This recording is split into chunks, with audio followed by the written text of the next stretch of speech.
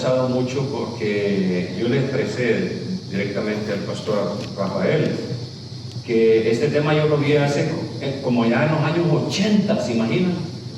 Y desde entonces yo he venido en neutro, o sea, no, ya ni me acordaba de las cosas que él habló, honestamente.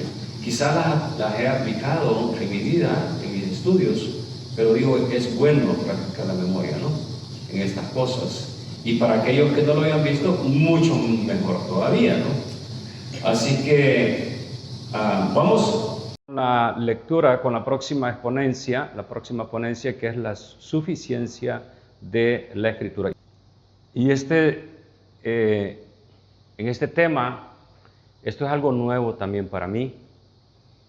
Yo no me canso de aprender y espero que ustedes no se cansen de aprender, ¿no? No importa la edad que tengan, ¿ya? Y ahora vamos a ver la suficiencia de la Escritura. Yo he escuchado algunas conferencias sobre esto. Creo que escuché una de Sugel Michelin, el pastor de Rafael, hablaba sobre este tema y me encantó muchísimo porque lo hacen desde el referente o la base es totalmente la Biblia, ¿no?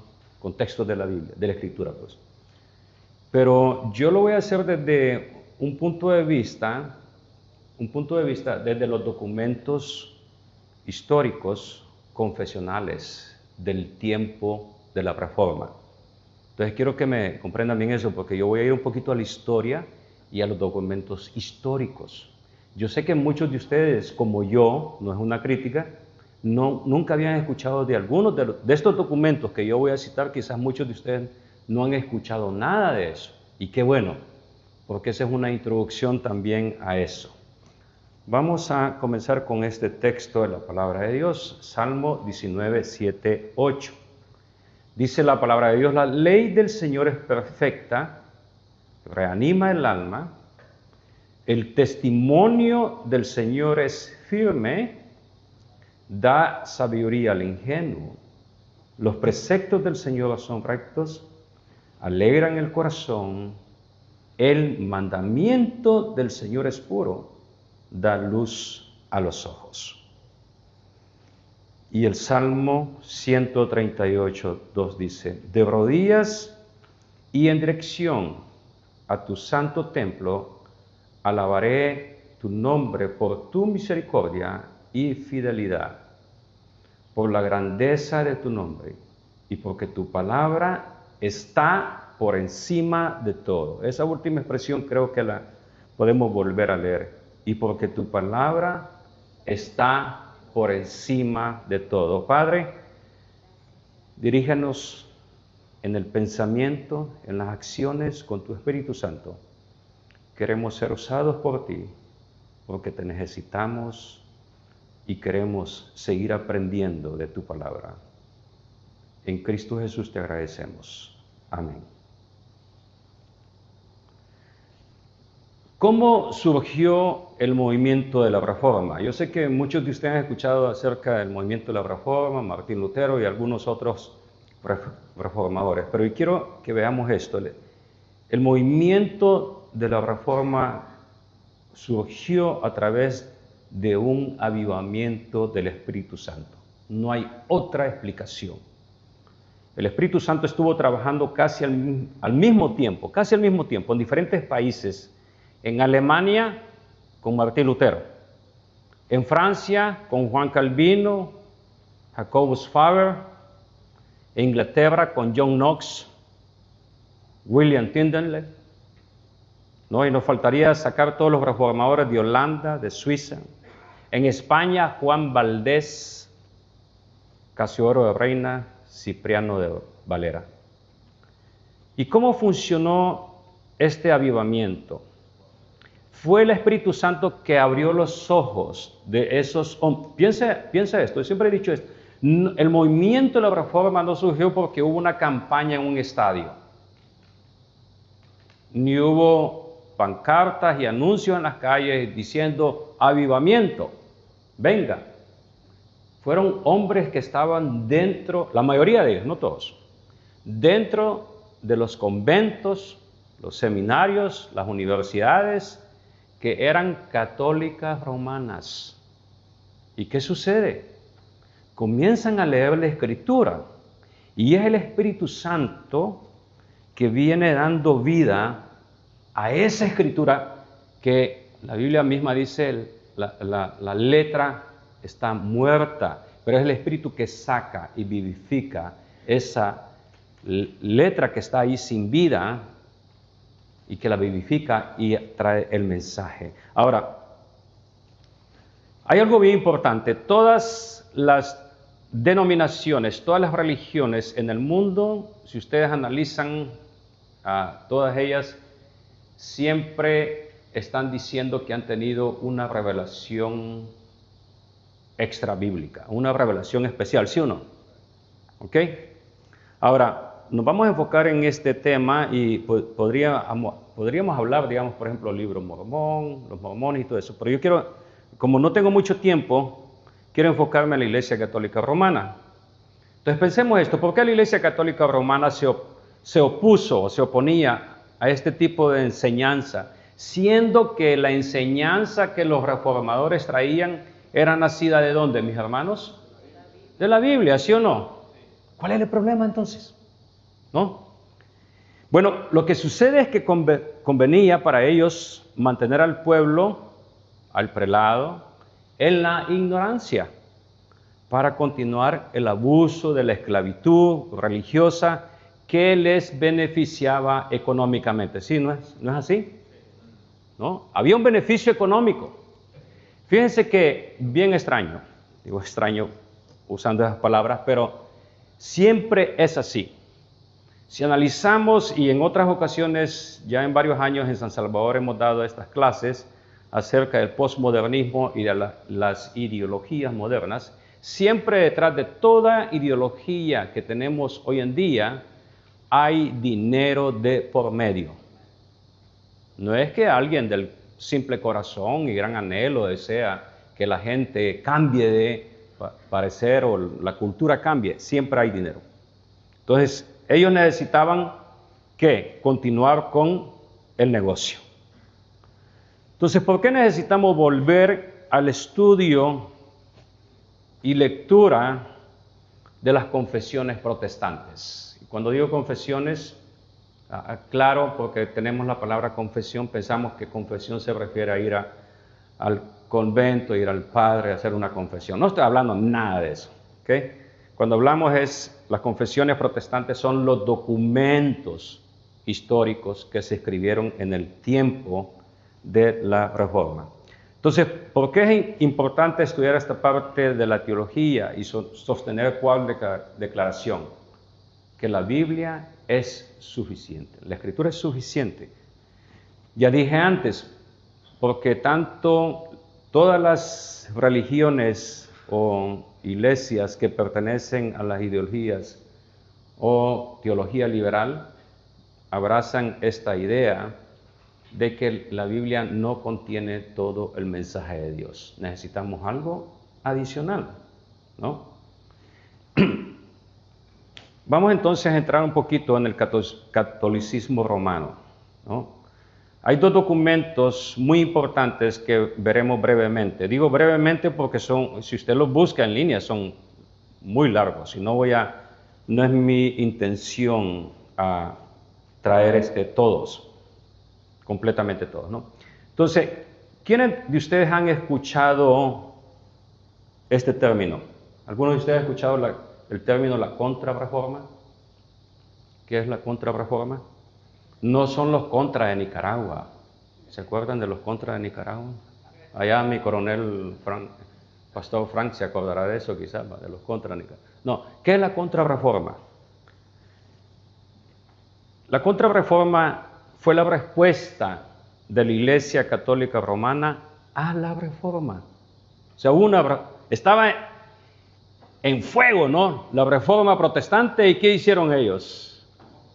Vamos a reunirse, vamos a reunir y vamos a combatir esta herejía nueva que ha salido, ¿no? ¿Ok?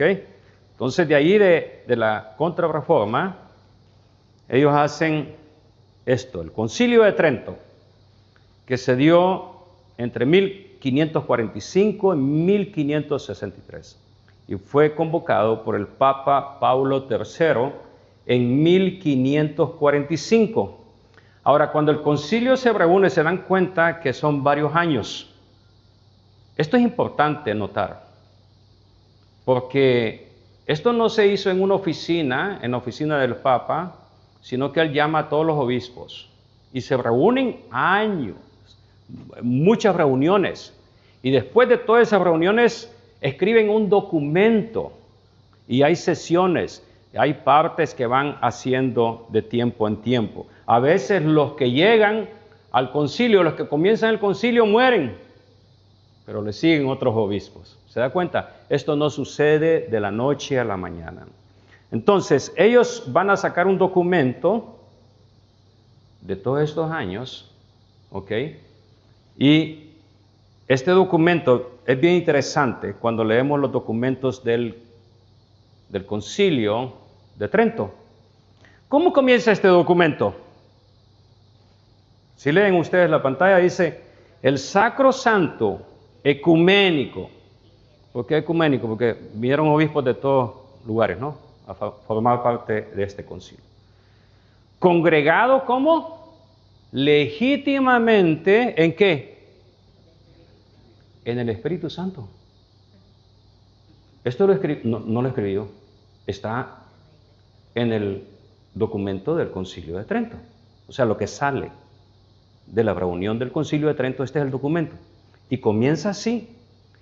No dice, nos hemos reunido en el nombre del Santo Padre de turno, porque de hecho el que inició esto murió y lo siguió otro, digo, el Papa. ¿Ok? Entonces, no comienza diciendo, nuestra autoridad es de parte del Papa. No.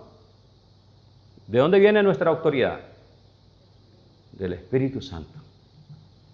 Todos los documentos escritos, dogmas y todo, siempre se le pone que vienen como autoridad, como fuente, Dios mismo. Eso tenemos que comprenderlo. ¿Okay? Que eso es lo que ellos dicen, estoy diciendo nada más lo que ellos dicen. ¿Ok? Ahora, ¿qué es lo que el Concilio de Trento dice sobre las Escrituras? ¿No? ¿Qué es lo que dicen ellos? Cuando hablan, porque acordémonos que la reforma que era volver a las Escrituras, ¿sí o no? Y rechazar los dogmas, las costumbres que en ese momento había. Entonces, el concilio afirma, y hablando de las Escrituras dice, voy a leerlos, no lo tengo ahí, lo van a tener ustedes, no se preocupen, en el documento que les vamos a compartir. Considerando que esta verdad y disciplina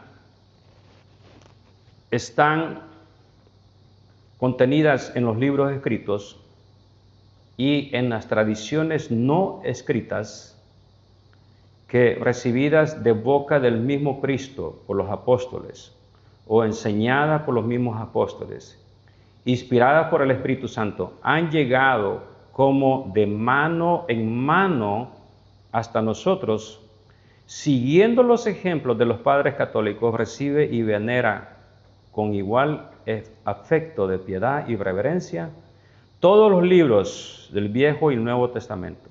Pues Dios es el único autor de ambos, así como las mencionadas tradiciones pertenecientes a la fe, a las costumbres, como fueron dictaminadas verbalmente por Jesucristo o por el Espíritu Santo y conservadas perpetuamente sin interrupción en la Iglesia Católica. Vamos a darle un poquito más quizás eso ayuda. Entonces, ¿cuál es el fundamento de la autoridad o la fe o la doctrina en la Iglesia Católica Romana? Porque a veces nosotros decimos, no, es el Papa. Sí y no. ¿Ok? Este concilio de Trento entonces declara sobre el fundamento de su autoridad, que son la Biblia, los 66 libros, más los apócrifos, ¿no? Y las tradiciones orales. ¿Qué son las tradiciones orales? A veces cuando escuchamos la palabra tradición pensamos que solamente se refieren a las tradiciones que los católicos tienen. No es así. ¿Ok? Podemos preguntarnos entonces, ¿dónde? Ahí está, las tradiciones orales, pero ¿dónde se encuentra la fuente de autoridad de una manera visible? ¿Cómo podemos identificar dónde están la fuente de autoridad? Porque hablan de la Biblia, ¿no? Los 66 libros y las tradiciones. Bueno, lo primero es, la parte visible podemos decir que es la Vulgata Latina. Acuérdense que estoy hablando del tiempo de la Reforma. Posible que hoy tengan, por ejemplo, la Nácara Colunga y otras Biblias que hemos escuchado. Y el Santo Magisterio. ¿Algunos tienen idea de qué es el Santo Magisterio? ¿No? Yo tampoco tenía idea. Yo había escuchado el Santo Magisterio. El Santo Magisterio lo componen el Papa y todos los obispos. Quizás más presente hoy los cardenales, pero también el magisterio puede aplicarse a los sacerdotes que están, digamos, en sus parroquias. ¿Ok? Y vamos a ver por qué estoy hablando de eso. Porque la lectura, este concilio de Trento, yo no sabía esto, que la lectura, la tenencia, la impresión e interpretación, este concilio de Trento dice, le corresponde nada más al Santo Magisterio. Por eso es que era prohibido después tener Biblia en nuestros hogares. De ahí viene. Porque, ¿verdad que todos habían escuchado eso? Que era prohibido tener Biblia. Entonces decían ellos, no se puede tener Biblia en los hogares. ¿Ok? El único que tiene Biblia es el párroco de la iglesia. Y él es el único autorizado a explicar lo que se lee. O sea que nosotros no podíamos leer nada, ¿no? Entonces, ya vimos el documento un poquito que sale del Concilio de Trento. Ahora veamos entonces otro documento. Es el Catecismo Católico. Catecismo Católico, que fue estoy hablando porque ahora si usted busca Catecismo Católico hay varios, no solamente hay uno, pero estoy hablando específicamente por el que el Papa Juan Pablo II, muy famoso aquí, ¿verdad?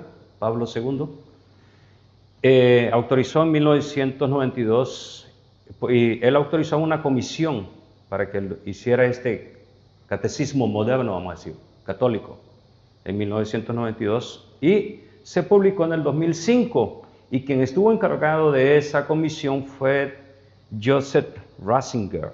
¿Ustedes se acuerdan quién fue ese papa? ¿Quién era Ratzinger? Benedicto XVI, ¿va? Entonces, gracias. Este catecismo establece y afirma que la fuente de autoridad de la iglesia está en dos fuentes. Ok, la Reforma decía solo escritura, vamos a ver eso, pero ahorita enfoquémonos en esto. Dice, hay dos fuentes para el catolicismo, ok. ¿Cuáles son esas? La tradición y ¿qué más? Y las escrituras. Ahora se preguntarán ustedes nuevamente, y yo me pregunté eso, ¿qué es la tradición? ¿No? ¿Cómo es posible que la tradición pueda tener la misma autoridad que la escritura? ¿Cómo es posible? Bueno, veamos un poco. ¿Qué es la tradición apostólica? La tradición apostólica, fíjense bien, es esto. Es la transmisión, ¿ok?, del mensaje de Cristo llevada a cabo desde los principios del cristianismo por la predicación, el testimonio, las instituciones, el culto y los escritos inspirados. Y nosotros pensamos que las tradiciones solamente es el culto, ¿sí o no? Ahí está el culto incluido. O sea, los rezos, la manera como hacen todo, que sacan a pasear a los santos afuera. Pensamos que eso es las tradiciones. No. La tradición es la predicación, el testimonio, las instituciones y también los escritos inspirados. Ahora, ¿de qué manera o de qué modo se realiza esta tradición apostólica? ¿No? La tradición apostólica se da así, con la transmisión viva, ahí lo tienen, ¿verdad? De la palabra de Dios, también llamada simplemente tradición. Y con la Sagrada Escritura, que es el mismo anuncio de la salvación puesto por escrito. Entonces pongamos atención a esto. Aquí los dogmas católicos, dados por el Papa o por un concilio, se le llama ¿cómo? Transmisión viva de la palabra. Esas son las tradiciones. Otra vez, borren el concepto que tenían de tradiciones, de los tamales, de la comida, de todo eso. No, eso no es tradición. ¿Ok?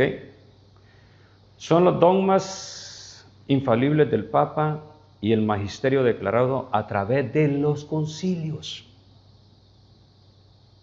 Cuando el concilio lanza el documento es algo que no se puede debatir, ¿no?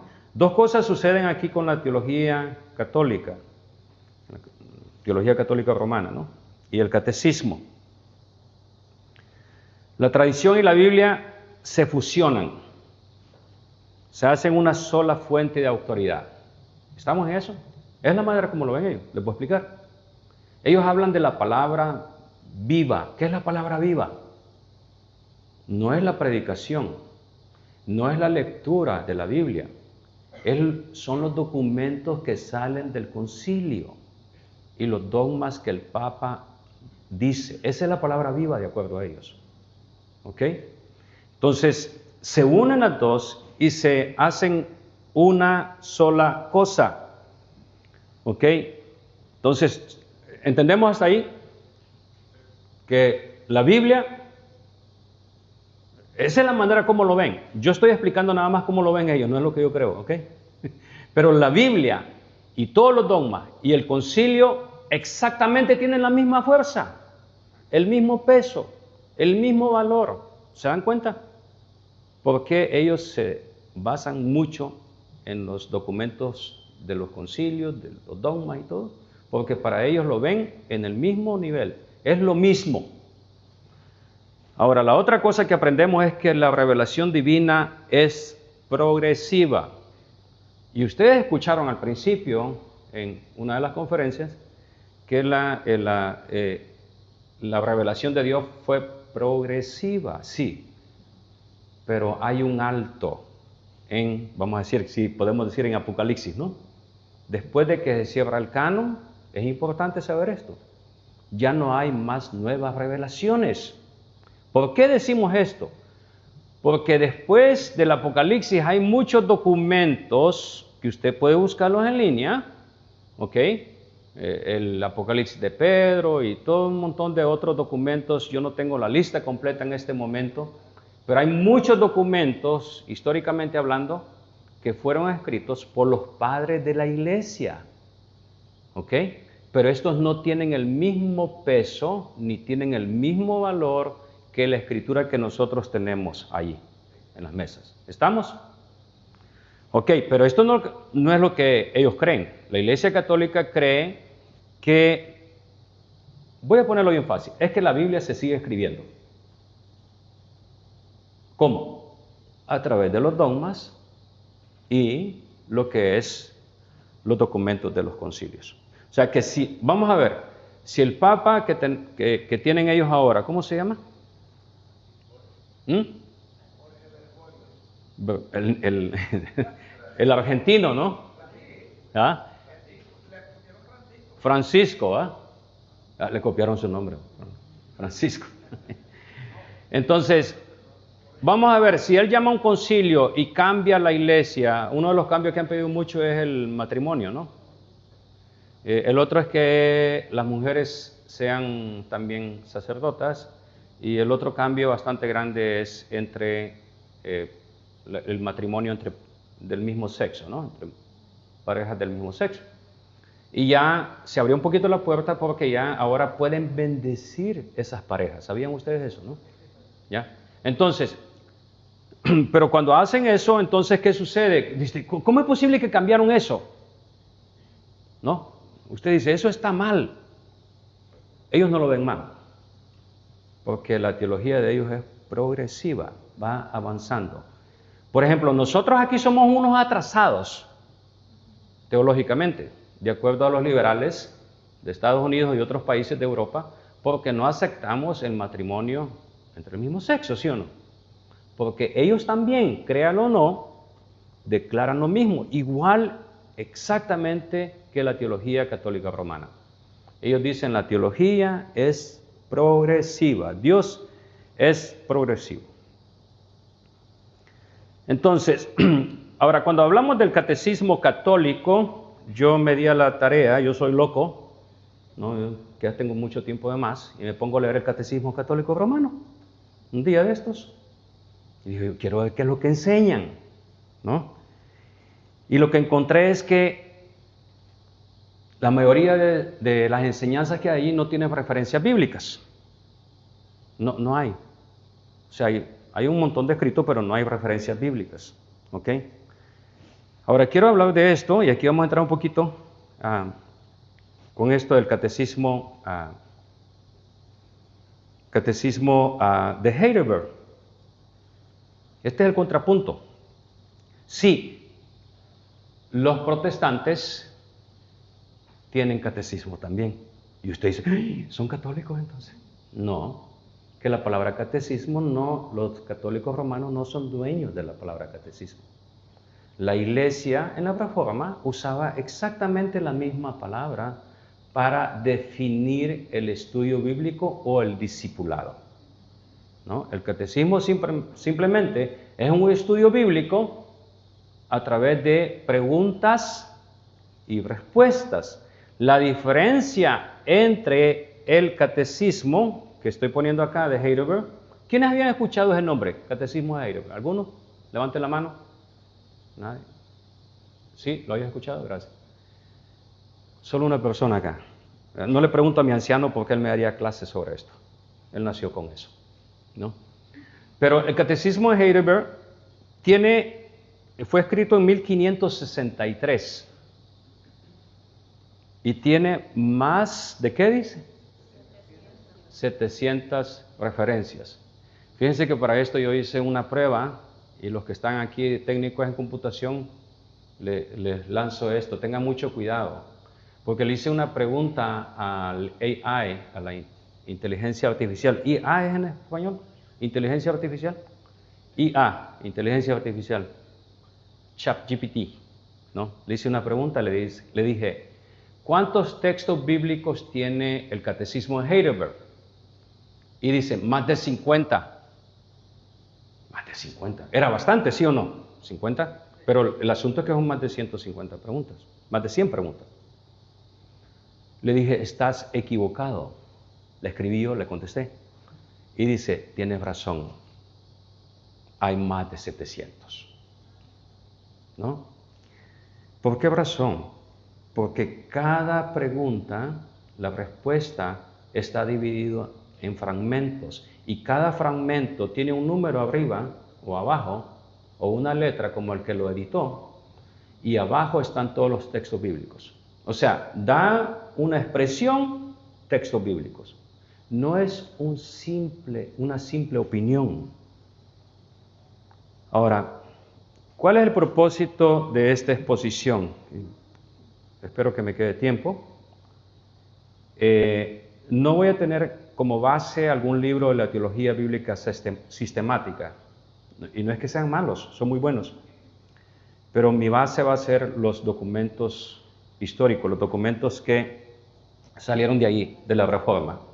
Entonces, ¿por qué necesitamos conocer estos documentos? En la última conferencia que tuvimos en Chalatenango, alguien dijo, una de las preguntas era, ¿por qué en los seminarios no se nos enseñan estos documentos históricos de la Reforma? Ni se mencionan siquiera. Bueno, yo estudié, y después me puede preguntar dónde yo estudié, aquí en El Salvador. Yo me gradué aquí en El Salvador, ¿ok? Después de 7 años, porque era cuando tenía tiempo y podía, ¿no? Me gradué, gracias a Dios. Pero yo nunca escuché hablar a mis maestros, aún. Yo recibí historia de la iglesia y nunca escuché hablar de estos documentos. Entonces la pregunta de este pastor era, ¿por qué no se nos da o se nos habla de estos documentos? Y bueno, yo le dije, bueno, quizás, no sé, a lo mejor son seminarios que están basados en la enseñanza de la denominación. O sea, su enfoque es la denominación de ellos y eso es lo que enseñan, lo que cree su denominación. Y no ven como importante estudiar esto. Ahora, estos documentos, quiero decir algo. Primero, tienen una relevancia y validez para nuestros días. Y lo van a ver ustedes. Y todas las expresiones que están contenidas ahí tienen referencia bíblica. O sea, no es un invento humano, ¿no? Y entonces vamos a ir a uno, primero ahí, documentos reformados. Y este es el Catecismo Menor de Westminster. Espero no los estoy durmiendo con todos estos datos a ustedes. Y si no, levántense y pueden irse a la pared, ¿no? Okay. Pero creo que es importante que los veamos. Ahora, este Catecismo Menor, la pregunta que tiene es, ¿cuál es el fin principal del hombre? ¿No? Y dice la respuesta, les voy a leer la respuesta, no está ahí, y lo hago para que ustedes lo busquen después, ¿no? El fin principal del hombre, dice, es el de glorificar a Dios y gozar de Él para siempre. Y el texto que tiene es 1 Corintios 10:31, ¿no? Ahora, en Salmo 73:25. Y, no, ahí está la respuesta. La pregunta 2. ¿Qué regla ha dado Dios para que enseñarnos cómo hemos de glorificar y gozar de Él? Dice, ¿qué regla? Cuando dice regla es, ¿qué es lo que tenemos escrito nosotros? Para saber cómo es que vamos a alabar a Dios. ¿Y qué dice? La regla que nos ha dado Dios, ¿qué es? La palabra de Dios, contenida en las escrituras del Antiguo y Nuevo Testamento. Ahora, hay otra parte de este catecismo bien importante. Cuando yo lo leí la primera vez, yo dije, qué aburrido está esto, porque te da la lista de los libros del Antiguo y Nuevo Testamento. Y dices tú, pero eso ya los conozco, ¿para qué me los da el catecismo? ¿Se acuerdan lo que dije antes? ¿Cuál era la fuente de autoridad de la Iglesia Católica Romana? Eran los libros que nosotros conocemos, los 66 más ¿qué? Ahí está la respuesta, ¿no? Entonces dice, es la única ¿qué? La única regla para enseñarnos cómo hemos de glorificar y gozar de Él. ¿Ok? Entonces dice aquí, ¿qué es lo que dice este catecismo? No hay otro documento. Es solamente la Escritura. ¿Ok? Ahora tenemos ahí el otro, el segundo. Y ahora no es mi intención aquí ir por cada documento, ¿no? Porque a veces tienen más de 70, 50 preguntas. No les voy a leer todo, nada más he tomado la parte que corresponde a la Escritura y porciones, no todo. Ahora, si usted va y lo lee, se va a dar cuenta que tiene esos numeritos pequeños que yo hablé y le va a mandar al texto bíblico. Yo no estoy leyendo los textos bíblicos por falta de tiempo, ¿no? Es como darle nada más a ustedes la prueba para que ustedes vayan y lo comprueben ustedes mismos, ¿no? O sea, no es mi intención una ponencia sobre cada uno de ellos.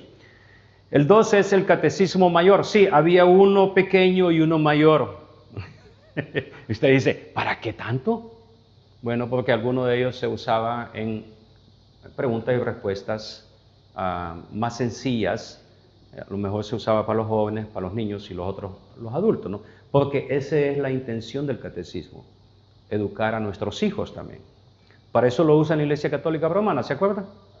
¿Quiénes recibieron catecismo católico romano acá? Yo en mi iglesia he hecho esa pregunta. Todos allí han sido católicos romanos. Y la mayoría de eso, no sabemos qué es eso, pastor. ¿No? ¿Quiénes levantaron la mano? No tengan miedo, no los vamos a avergonzar. ¿Quiénes recibieron catecismo católico? Allá 1, 2, 3, 4, 5. Ok. Entonces saben más o menos lo que les estoy hablando, ¿no? Que le hacen preguntas y respuestas. Muy bien. Ahora, dice ahí, ¿cómo sabemos que hay un Dios? ¿Cómo sabemos? Esa es la pregunta número 2 de este catecismo mayor. ¿Y qué dice? La mera luz de la naturaleza en el hombre y las obras de Dios manifiestan ¿qué dice? Manifiestan ¿qué? Plenamente. Cuando encontremos esas palabras, plenamente, suficiente, ahí está. Que Él existe, pero su palabra y espíritu son los únicos que, ¿qué dice? Suficiente y eficazmente lo revelan a los hombres para la salvación de ellos. ¿Cómo sabemos que hay Dios? ¿Necesitamos concilios? ¿Necesitamos dogmas? ¿Qué dice? No, solamente la palabra de Dios. ¿Ok? Ahora, ahí se da cuenta que dice, pero su palabra, ¿y qué dice? Y espíritu. ¿Por qué asocia las dos cosas?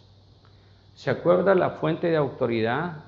Por eso yo tuve que leerles eso. La fuente de autoridad católica romana. ¿Qué decían ellos?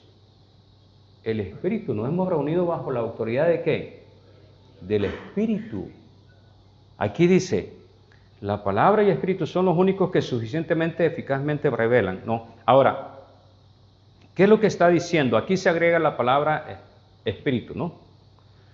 Para referirse a esa revelación escrita, fíjate bien esto, necesitamos el Espíritu Santo para que Dios nos revele el mensaje de salvación a nosotros. ¿Cómo fue que nosotros fuimos convencidos de pecado para arrepentirnos? ¿A través de qué? De la palabra. Fue el Espíritu que tomó esa palabra y nos convence, ¿no? Ahora, ¿qué es la palabra de Dios? El Catecismo Mayor dice, pregunta 3, ¿qué es la palabra de Dios? Dice, la Santa Escritura del Antiguo Testamento son la palabra de Dios. Nuevamente, te explico, da una lista ahí de todos los libros. Y dice, la única regla de fe la única. Nuevamente, ¿por qué estoy trayendo yo también esto? A veces, cuando tenemos debates o conversaciones con nuestros amigos liberales en Estados Unidos, ellos dicen, es que la Biblia no es suficiente. Y por eso de aquí nace esto, la suficiencia de la palabra de Dios. Dice, la Biblia no es suficiente. Dios sigue revelando a su pueblo lo que tenemos que hacer. ¿Qué es lo que ellos creen entonces? Exactamente lo que el catolicismo romano cree. El catolicismo romano cree que la palabra de Dios sigue siendo revelada a través del Papa y el magisterio. ¿Se dan cuenta que todas las sectas y religiones comparten algo? ¿Sí o no? Veamos los adventistas, veamos los mormones, veamos todo loco que sale con nueva enseñanza. ¿Ok? ¿Sí o no? Hacen alusión a una revelación extra bíblica. ¿Y es de parte de quién? ¿Del diablo? No. Según ellos, ¿es de quién? De parte de Dios, ¿no? El catecismo y la confesión ahora aquí entramos a otra parte, que es la confesión, ¿no? De Westminster. Cuando hablamos de confesión nuevamente, no estoy hablando de confesión de ir al padre o al sacerdote. Estoy hablando de un documento histórico, ¿ok? Y dice en el capítulo 1 de la Sagrada Escritura, que en esa parte tiene una sección, y esa es la sección que ustedes ven ahí, el capítulo 1, dice, el consejo, comienza así, el consejo completo de ¿qué? ¿Completo o le falta?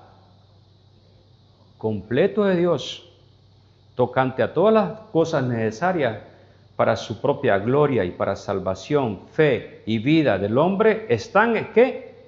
Expresamente expuesto En las, ¿dónde? Escrituras. O se puede deducir de ellas por buena y necesaria consecuencia, y a esta revelación de su voluntad nada ha de ¿qué? Añadirse, ni por nuevas revelaciones del Espíritu, ni por las tradiciones del hombre. Dice acá la confesión. ¿Se acuerdan?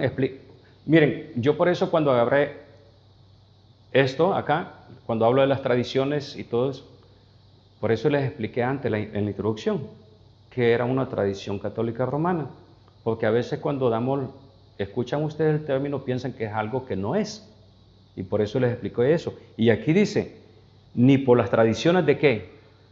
De los hombres. ¿A qué se refiere entonces en esta parte de la confesión? Al Concilio de Trento. ¿Ok? A todos los dogmas que la Iglesia. Ahora dice acá, nada ha de añadirse. ¿Ok? Y el capítulo 1 nuevamente continúa, es bastante largo, no lo voy a leer todo, pero dice, de las Escrituras, o se puede deducir de ellas por buena y necesaria consecuencia esta revelación, ¿no? Es la parte que leí antes, pero dice la segunda parte acá. Sin embargo, confesamos que la iluminación interna del Espíritu de Dios es necesaria para que se entiendan de una manera salvadora las cosas reveladas en la palabra. Entonces, ¿qué está diciendo ahí? Porque muchos dicen, entonces Dios ya no nos habla, podría alguno decir, ¿no? Al leer la primera parte, pero no. Dice que es el Espíritu Santo la que nos revela y nos ilumina internamente a nosotros. No para traer algo nuevo, nos revela ¿qué, mis hermanos? Lo que está escrito. Comenzamos a comprender lo que está escrito. Número 4, y vamos a ver si terminamos todo, ¿no? No sé. Y vamos a ir a la confesión de fe belga. ¿Alguien había escuchado esta confesión de fe? ¿No? En el artículo 7 me interesó mucho porque esta confesión se dice que es la más antigua que hay de los escritos reformados. Y el subtítulo es la suficiencia ¿de qué? De las Santas Escrituras. ¿Para hacer qué? La única regla de fe. Y dice, nosotros creemos que las Escrituras contienen plenamente, ahí está otra vez, plenamente, o sea, completamente, ¿qué? La voluntad de Dios y todo lo que el ser humano debe creer para su salvación está enseñado de una manera, y yo puse las letras ahí, ¿cómo dice ahí? Suficiente. No, por eso se dan cuenta que los documentos históricos protestantes de la Reforma chocan completamente con los documentos del Concilio de Trento. Si usted tiene tiempo y lee todos los documentos del Concilio de Trento, están en español ahora, lo puede encontrar en línea. Dice, dado que toda la forma de oración que Dios requiere de nosotros está ampliamente detallada en ellas, es ilícito que cualquier persona, incluso un apóstol, enseñe. ¿Dónde han escuchado esa parte ustedes?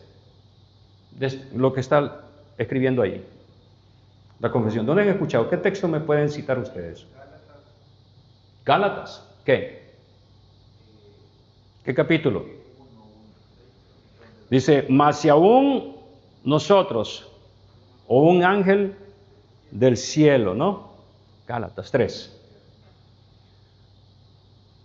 La cita la sacan directamente de la Escritura.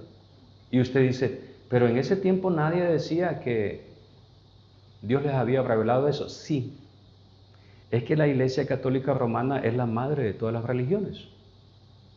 Entonces, por eso es que después, ¿qué vienen? A finales de 1800 vienen nuevas religiones que vienen también diciendo lo mismo. No, también nosotros hemos recibido revelación de parte de Dios, ¿no? Esta creo que es un poco conocida para algunos, ¿sí o no? La Confesión Bautista de 1689. ¿La han escuchado esta? La Confesión Bautista de 1689. Esta dice, el capítulo 1 dice, de las Escrituras, la Santa Escritura es la única regla suficiente y segura, infalible de todo conocimiento de fe y obediencia y salvadores. ¿Qué dice? La única regla de fe. Y en la parte 6 dice, todo el consejo de Dios tocante a todas las cosas necesarias. Aquí sí se da cuenta, si es muy cuidadoso, esta confesión prácticamente es una copia de la confesión de Westminster. La confesión de Westminster es la original y la confesión bautista es una copia prácticamente de esta otra confesión, ¿no? Ahora llegamos a lo último, hoy sí. ¿Alguna vez habían escuchado este término, sola escritura?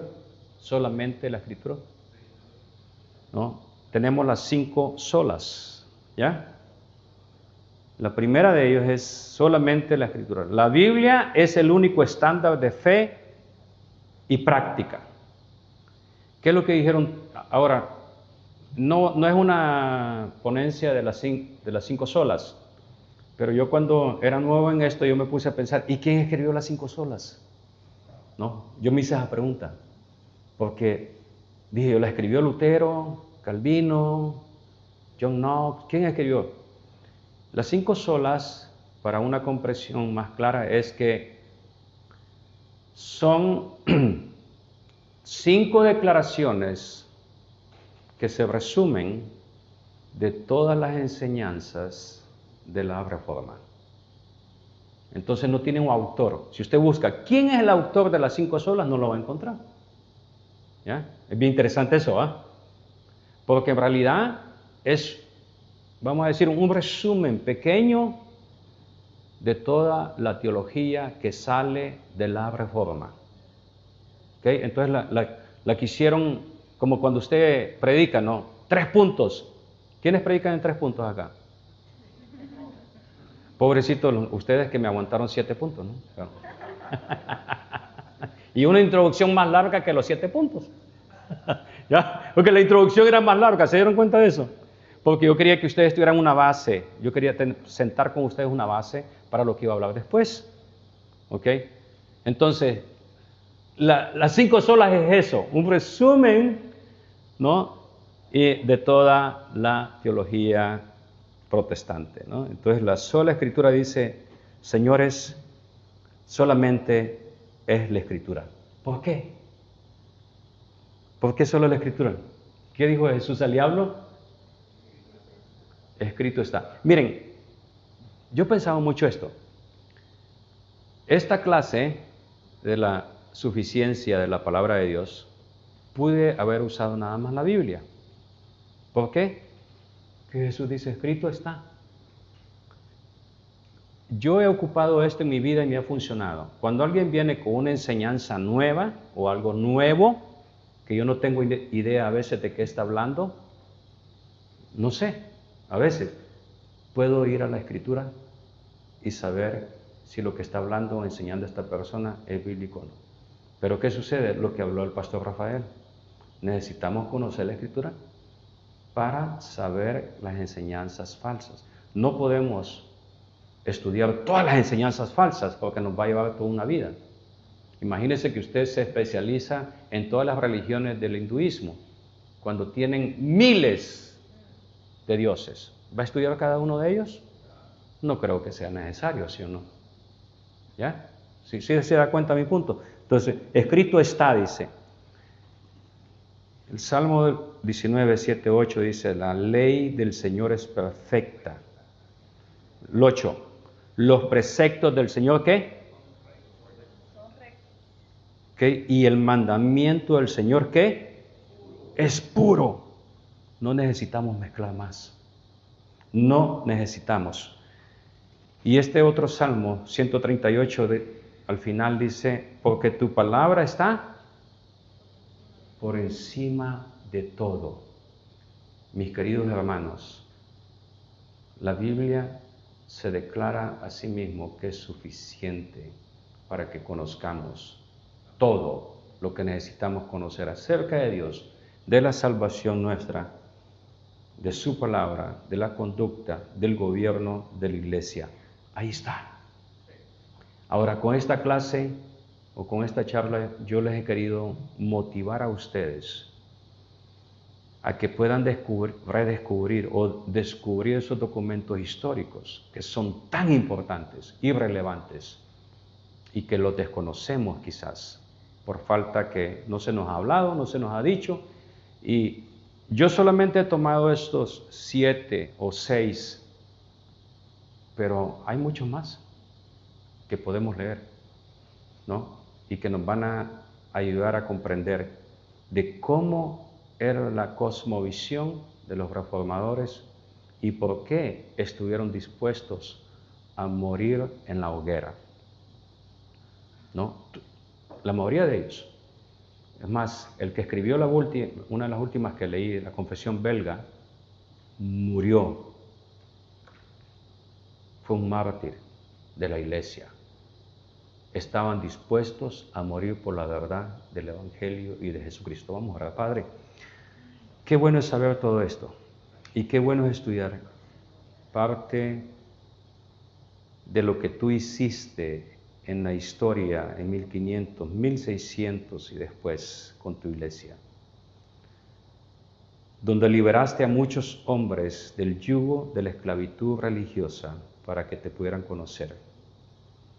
Gracias por la obra del Espíritu Santo que nos revela tu palabra y nos dice, oh Dios, todo lo que necesitamos saber de ti, para nosotros, para tu iglesia, y lo que tú has dejado en tus santas escrituras.